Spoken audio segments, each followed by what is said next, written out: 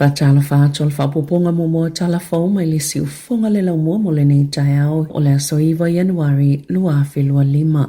O lo o whaawa o pia whaatala noa ngā New Zealand mana pa angal whaala potopotonga le Five Eyes po o mātai 5. Pe fe whaasoa ia lātou whaamatalanga o tangata solitu la fono a o lātou watunu o a o awhia fo ia whaatino i nai. O le Five Eyes e ei New Zealand, Australia, Kanata, le United States whaapia ma Peritania. Ma o lo ngā lulu e whaatasi polisi o lātou tua oi fe whaasoa ingo whaamomongo tangata whaapia ma le te konolosi. Wa ile whaamoe fono ile vaenga mo le Criminal Database Checking Crew ilunga fsota inga whaaona po nei ile whaeunga le masina nei ine whaamaumonga na whaalauloi nei lalo to la fono le Official Information Act na whaali ai e ono ni fono na whaia ilunga upenga ta whaelangi le tausanga talwai ma le fono mo na whesanga e mawhewa aya ia ile masina o mati i Wellington o lo o taita i fono New Zealand le teimine ile Migration 5 e whaasoa ile kulupu iau ilinga o whaamaumonga o whemalanga inga ma visa o tangata mai fafo po migrants peitai o le taimi nei ele o whaasoa nātu whaamaumonga o lātou lava tangata nuu na tā ui se whaamatalanga la tamai Britania na whaamaoni ai o lewa na whaasoa i le whaalapotopotonga whaamaumonga o tangata nuu isi atunu o le Migration 5 i taimi e tālu sangai moni visa.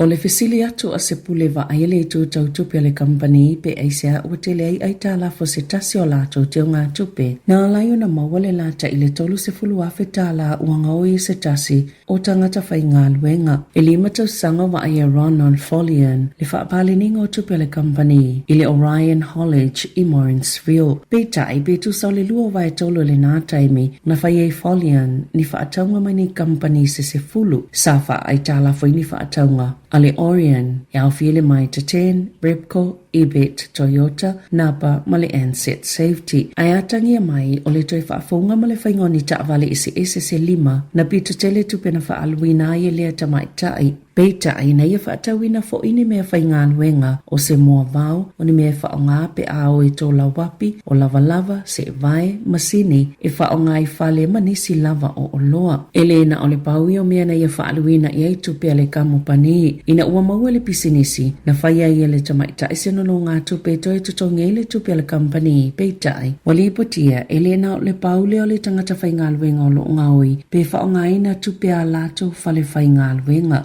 Numero fa mawina mo le tausanga fa le tupe lua felua tolu, lua felua fa. E sile atu le tele o tangata i Waikato e molia i le ngaoi, e fa atino e se tangata yeso na pitanga fa apitoa. Na ilo se isi lava vaenga o le atunuu. E to aiva mai le to asful tolu tangata na fa asala ina ia molianga. Ina i tausanga utoa na iato, na pito sile o na to tele i Canterbury, i le lua fes fluiva lua felua sfulu, e to tolu se fulu, ma le lua felua sfulu lua felua tasi, e to lua se fulu tangata na molia. Pito ia ile to se fulu tolu i au kilani i saute, mo le lua felua tasi lua felua lua, ma le to lua sfulfai au kilani i le tausanga i to atu. I le atunu ato i le lava piliota, na pa umalia i fo lava le foi numero tangata na molia i le solitu la fono, ma i le to se lau fa se fulu lua, i le lua fe sfulu iwa lua felua sfulu, i le na o le to avalu sfulu no i se taimi ele i mamau atu. Peitai e ui o lea molianga e o atu le fitu tausanga le fale puipui le whaasalanga pito mamafa. Ai o le whaasalanga pito ta atele na tu inatu i le 5 tausanga watuana ai o le nofo whaafale puipui lea i le ainga. Pito i ai le community detention ma le whaio ngā luenga fisosoani mo le atu noo.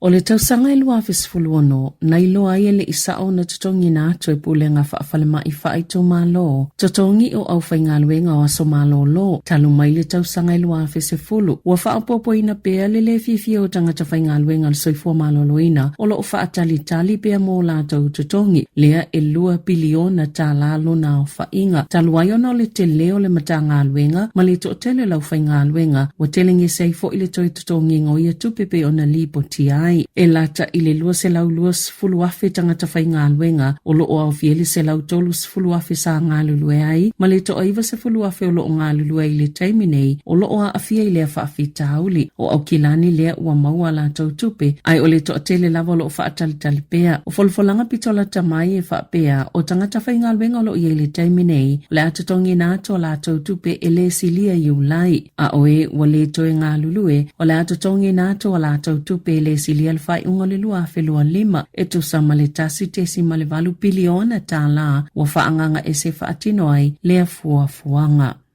O le Wellington e lea na mawaina le 5 miliona tala o le Powerball i le poana po. O le pepa manu malo na faatawina i lunga o le mai loto. O le tangata mua fo i le ua milionea i le Powerball o le lua felua lima. O le vaiasa taluaina manu malo i se unungali i Dunedin. I le fate si mali 3 miliona tala o se pepa na faamea lo fatu i ai se tangata.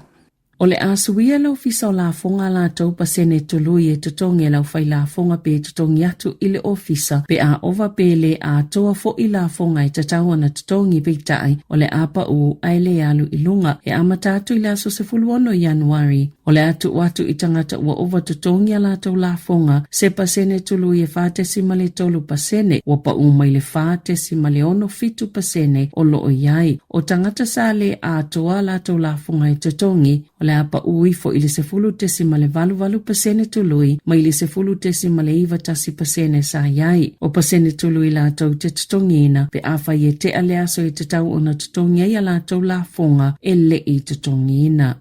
Ua fola lau fisa o la fonga o le afa o ngale lua se fulu iwa miliona ta la fa opopo ila na pakete e sa ilia ile au fai la fonga ile o faa malia ina o la tauti ute e te tau na faa tinoina. Ua faa ilua i faa maunga yo o maile taiminei o lo o mamao atu a la tau faa tinonga nai lo matati a fia avsia. O lo o fuafua ile o fisa ina ia mause isi ono se fulu 3 miliona ta la faa opopo i tupe maua ngole tau sanga faa le la fonga o lo iai nei i se au faa inga e tasi tesi male o tolu valu biliona tala. Sasi itia mawalunga fo ili tino i tupe na o ina mai ai Tala Fou wa te ama mao le taimi sa tatau na tutongi ai e tasi tesi malilua tasi tolu biliona tala na o ina i tutonu o masina e tolu. Faatusa ile iwa se lau se fulu fate si mali 3 miliona tala ile tausanga i toatu. O tangata o lo o au mau i fafo o lo iea lato ai Tala Fou e lata ile lua se fulu miliona tala le tupe na mawalunga tuwa ile au fainga na o lato tutongi na maliloto malia ile tausanga watuana iatu na faalia ile ofisa o le totele lava o tangata o lo osa o le faatinonga le tutongi nga o la fonga ile vau yu laima se tema e iwa fitu pasene o li ipoti o faamaumaunga la fonga na faaho o atu i tutono le taime tatau na faaho o atu wai ma le iwa ono pasene o la fonga na oina sa mawhaio na tutongi na atu i tutono le taimi faatu langa ina.